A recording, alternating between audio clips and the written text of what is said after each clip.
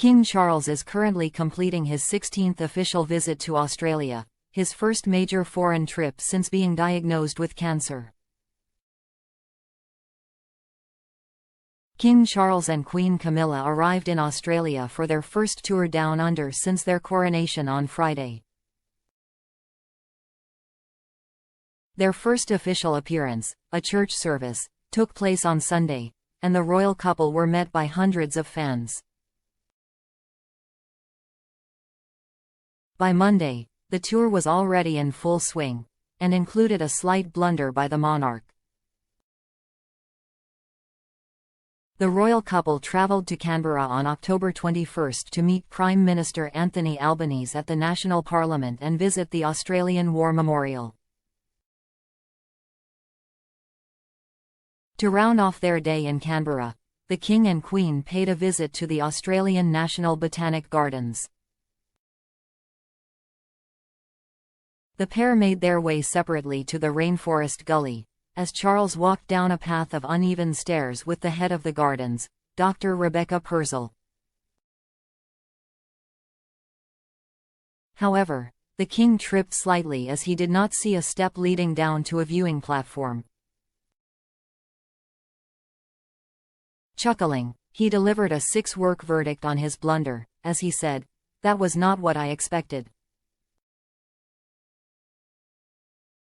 Queen Camilla then made her way down the steps very cautiously, meeting with her husband. The King and Queen then walked along the lower boardwalk in the gully. The Rainforest Gully in Canberra is one of the most popular attractions where locals and visitors can retreat into the cooler climate.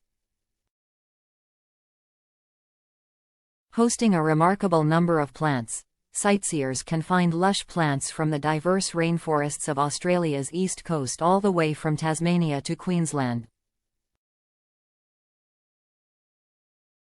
Charles and Camilla paused for photos before cautiously making their way up more rocky steps to the tree planting location. The couple arrived in Sydney on Friday night, spending Saturday resting before undertaking their engagements.